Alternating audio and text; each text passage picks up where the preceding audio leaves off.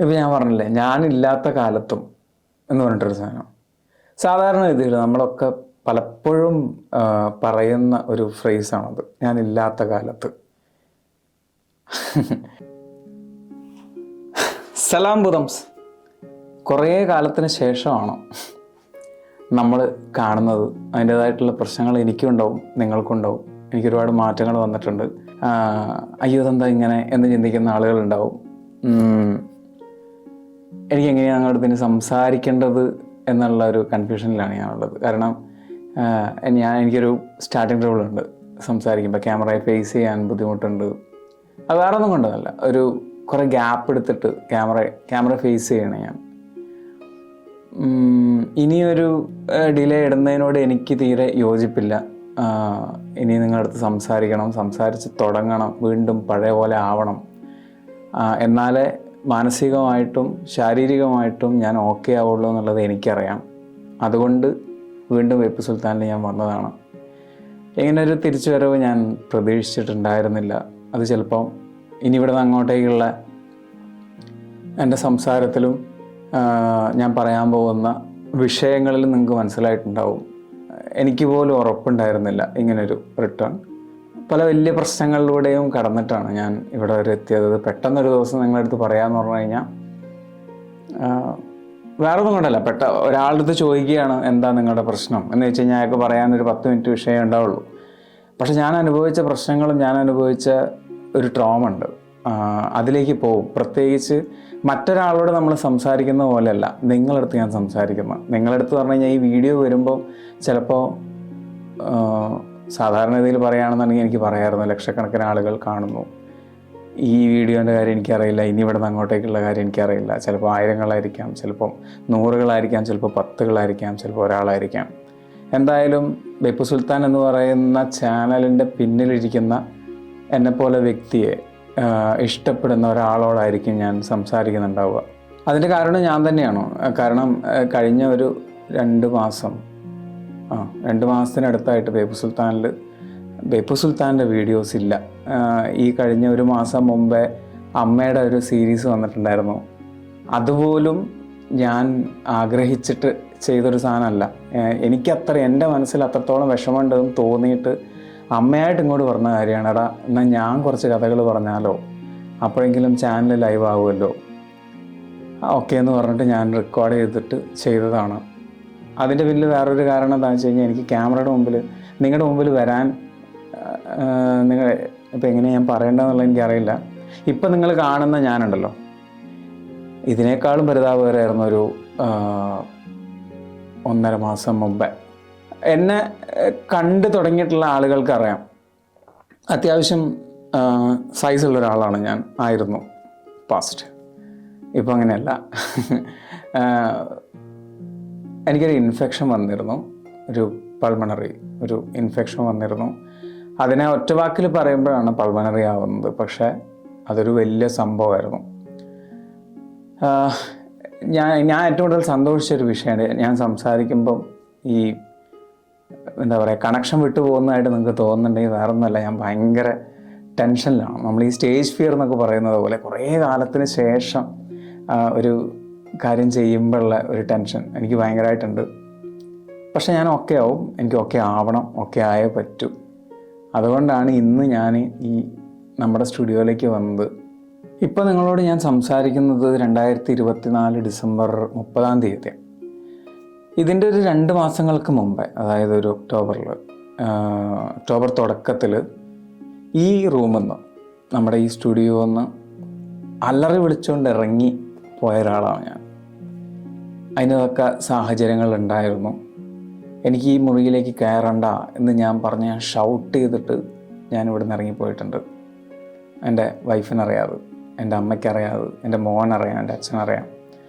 അത് അത്രയും വലിയ സൈക്കോളജിക്കലി പ്രശ്നങ്ങൾ ഞാൻ അനുഭവിച്ചിട്ടാണ് ഇവിടെ നിന്ന് ഞാൻ ഇറങ്ങുന്നത്. അതിനുശേഷം ഇന്നാണ് ഞാനിവിടെ ഇരിക്കുന്നത്. ഈ ഫ്ലാറ്റിലേക്ക് ഞാൻ കഴിഞ്ഞ ആഴ്ച ഒന്ന് കയറി ഞാൻ തിരിച്ചിറങ്ങി. ഇന്നാണ് ഞാൻ ഈ ചെയറിലൊന്നിരിക്കുന്നത്, ഒന്ന് സംസാരിക്കുന്നത്. പൾമണറി ഇൻഫെക്ഷൻ എന്ന് വേണമെങ്കിൽ നമുക്ക് ഒറ്റവാക്കിൽ പറയാം, പക്ഷെ അതിലും ഹെവി ആയിരുന്നു. അത് കുറച്ച് ശരീരത്തെ മുഴുവനായിട്ട് ബാധിച്ചു തുടങ്ങിയിരുന്നു. 74 കിലോ ഉള്ള ഒരാൾ 12 ദിവസം കൊണ്ട് 62 കിലോ ആവുക എന്ന് പറഞ്ഞു കഴിഞ്ഞാൽ ഒന്ന് ആലോചിച്ച് നോക്കിയേ. ഞാനിപ്പോൾ ഏകദേശം ഒരു 65 കിലോൻ്റെ അടുത്തുള്ളൂ. അതായത് ഒരു 10 കിലോൻ്റെ അടുത്ത് ഇപ്പം ഞാൻ കുറഞ്ഞിട്ടുണ്ട്. പക്ഷേ ഇതിലും താഴേക്കായിരുന്നു, 61 എത്തിയിരുന്നു ഞാൻ. അത്രയും ഞാൻ ഭയങ്കരമായിട്ട് മെലിഞ്ഞിട്ടുണ്ടായിരുന്നു. സോ എൻ്റെ പ്രശ്നങ്ങളെക്കുറിച്ച് ഞാൻ പറയാം. അതിന് ഇനി എനിക്ക് സമയമുണ്ട്. എനിക്ക് ഏറ്റവും കൂടുതൽ വിഷമം ഉണ്ടാക്കിയതും ഏറ്റവും കൂടുതൽ സന്തോഷം തോന്നിയതുമായിട്ടുള്ള കുറച്ച് ദിവസങ്ങൾ മുമ്പേ ഉണ്ടായിരുന്നു. സന്തോഷം തോന്നിയ കാര്യങ്ങൾ ഞാൻ ആദ്യം പറയാം. വേറെ ഒന്നുമല്ല, ഞാൻ അഡ്മിറ്റ് ആവുന്നതിന് മുമ്പേ എനിക്ക് ഒരുപാട് മെസ്സേജുകൾ വന്നിട്ടുണ്ടായിരുന്നു. ഞാനൊരു അസുഖത്തിലേക്ക് പോകുന്നു എന്ന് ആദ്യമേ തിരിച്ചറിഞ്ഞ ആളുകൾ അവരെൻ്റെ അടുത്ത് പറഞ്ഞിട്ടുണ്ടായിരുന്നു, ഇയാളുടെ ഫേസിൽ മാറ്റങ്ങൾ വരുന്നുണ്ടല്ലോ, ശബ്ദത്തിൽ മാറ്റങ്ങൾ വരുന്നുണ്ട്, സ്കിൻ ടോണിൽ മാറ്റം വരുന്നുണ്ട്, ലിപ്പിൽ കളർ ചേഞ്ച് വരുന്നുണ്ട്. ഇതൊക്കെ നോട്ട് ചെയ്തിട്ട് എനിക്ക് മെസ്സേജ് അയക്കുന്ന ആളുകൾ. അപ്പോൾ അവർക്കത് മനസ്സിലാവാനുള്ള കാരണം എന്താണെന്ന് വെച്ച് കഴിഞ്ഞാൽ കണ്ടിന്യൂസ്ലി വേപ്പ് സുൽത്താൻ ഓരോ വെള്ളിയാഴ്ചയും ഓരോ ചൊവ്വാഴ്ചയും കാണുന്ന ആളുകളാണ്. സോ ഒരു എപ്പിസോഡ് കഴിഞ്ഞ് കഴിഞ്ഞാൽ നെക്സ്റ്റ് എപ്പിസോഡിൽ വരുമ്പം എന്തോ ഒരു വ്യത്യാസം തോന്നിയില്ലേ എന്നവർ കണ്ടിന്യൂസ്ലി ഇത് കാണുന്നതുകൊണ്ട് മാത്രം തോന്നുന്നതായിരിക്കും. അല്ലാത്ത ആളുകളെ സംബന്ധിച്ച് ചിലപ്പം വേപ്പ് സുൽത്താൻ്റെ കോണ്ടന്റ് എന്ന് പറഞ്ഞു കഴിഞ്ഞാൽ സെർച്ച് ചെയ്തിട്ട് വരുന്ന ആളുകളാണ് കൂടുതലും. ഒരു വിഷയത്തെ നമ്മൾ സെർച്ച് ചെയ്യുമ്പോൾ ഓക്കെ ഇത് വേപ്പ് സുൽത്താൻ ചെയ്തിട്ടുണ്ടോ എന്ന് സെർച്ച് ചെയ്ത് നമ്മുടെ ചാനലിൽ കയറി വീഡിയോ കാണുന്ന ആളുകളാണ് കൂടുതൽ. അപ്പോൾ അങ്ങനെ കാണുന്ന ആളുകൾക്ക് ചിലപ്പോൾ ഇത് ആദ്യത്തെ വീഡിയോ ആണോ, ഇത് അതിന് ശേഷം വന്ന ഇത് ആദ്യത്തെ വീഡിയോ ആണോ, ഇത് അതിന് ശേഷം വന്ന വീഡിയോ ആണോ എന്നൊന്നും മനസ്സിലാക്കാൻ പറ്റിക്കൊള്ളുന്നില്ല. അപ്പം എന്നിട്ടും കുറേ ആളുകൾ എൻ്റെ അടുത്ത് അത് ചോദിച്ചു എന്ന് പറഞ്ഞപ്പോൾ എനിക്ക് ഭയങ്കര സന്തോഷം. അതേസമയം എനിക്ക് വിഷമമുണ്ടായിരുന്ന സാഹചര്യം എന്ന് പറഞ്ഞു കഴിഞ്ഞാൽ ഞാൻ ഹോസ്പിറ്റലൈസ്ഡ് ആയതിനു ശേഷം ഒരു 3 ആഴ്ചയോളം വീഡിയോ ചെയ്തില്ല. എനിക്ക് വന്ന മെസ്സേജുകൾ ചാനലിൽ കൊടുക്കുന്നുണ്ടോ, ചാനൽ വിൽക്കുന്നുണ്ടോ എന്നൊക്കെയാണ്. ഒരുപാട് കഷ്ടപ്പെട്ടിട്ടാണ് വേപ്പ് സുൽത്താൻ ചാനൽ ഇന്ന് കാണുന്ന ആ ഒരവസ്ഥയിലേക്ക് എത്തിയത്. നിങ്ങൾക്ക് തന്നെ അറിയാം, വ്യൂവിന് വേണ്ടിയിട്ട് നമ്മളിതുവരെ കോണ്ടൻറ്റ് ട്വീക്ക് ചെയ്തിട്ടില്ല. എൻ്റെ മാക്സിമത്തിൽ ഞാനൊരു വിഷയത്തെ മനസ്സിലാക്കി എൻ്റേതായിട്ടുള്ള രീതിയിൽ ഞാൻ പ്രസൻറ്റ് ചെയ്യുകയാണ് ചെയ്തിട്ടുള്ളത്. ഒരിക്കലും ഞാൻ പറഞ്ഞിട്ടില്ല ഈ വിഷയങ്ങൾ ഞാൻ കണ്ടെത്തിയതാണ്, ഞാനാണിത്, അങ്ങനത്തെ ഒരു സാധനം എവിടെയും ഞാൻ പറഞ്ഞിട്ടില്ല. പക്ഷേ ചിലപ്പോൾ ചില വിഷയങ്ങൾ മലയാളത്തിൽ ആദ്യമായി ചെയ്യുന്നതും ചില വിഷയങ്ങൾ എൻ്റേതായിട്ടുള്ള രീതിയിൽ പ്രസൻറ്റ് ചെയ്യാനും ഞാൻ ശ്രമിച്ചിട്ടുണ്ട്.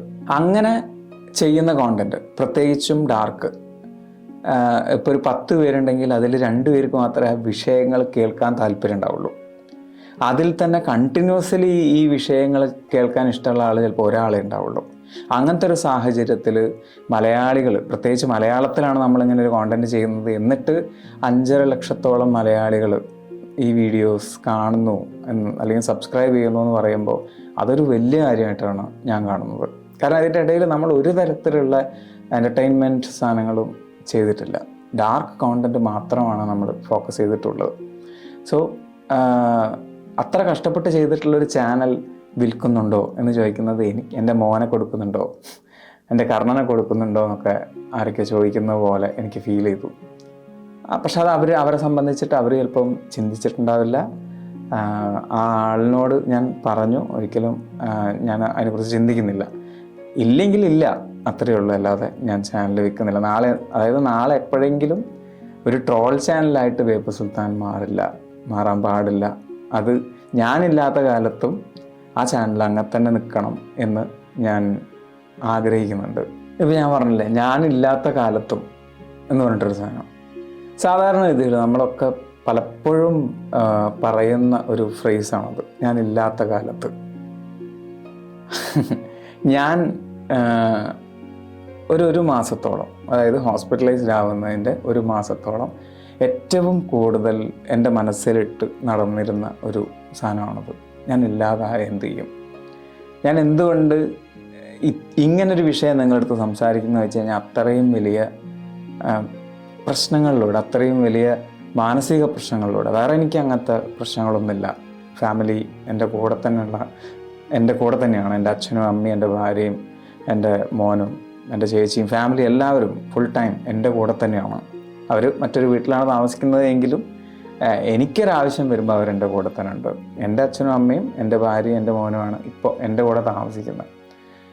അതൊന്നല്ല വിഷയങ്ങൾ, ഇതൊന്നും അല്ലാത്ത പ്രശ്നങ്ങൾ നമ്മുടെ ജീവിതത്തിലേക്ക് കടന്നു വരും. എൻ്റെ ജീവിതത്തിലേക്ക് അത് കടന്നു വന്നതൊരു ചുമയുടെ രൂപത്തിലാണ്. നിർത്താൻ പറ്റാത്ത ചുമ, സംസാരിക്കാൻ പറ്റാത്ത ചുമ.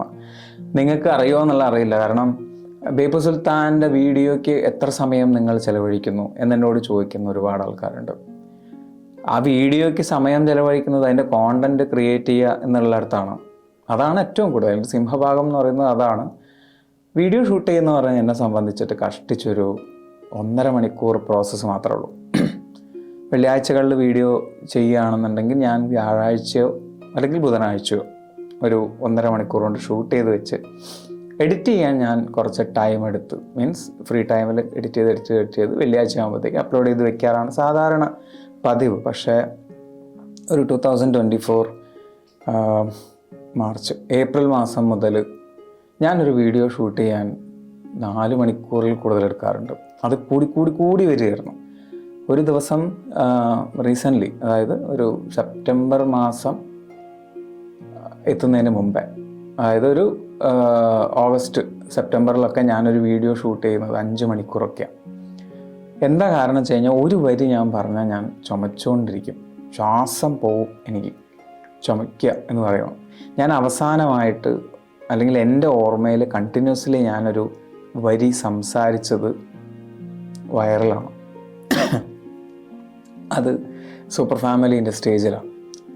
അവിടുന്ന് ഞാൻ സംസാരിച്ചു. ഒരു ഡിബേറ്റ് റൗണ്ട് ഉണ്ട്, നിങ്ങളൊക്കെ പലരും കണ്ടിട്ടുണ്ടാവും, അതിനെക്കുറിച്ച് നമ്മൾ വീഡിയോ ചെയ്തിട്ടുണ്ട്.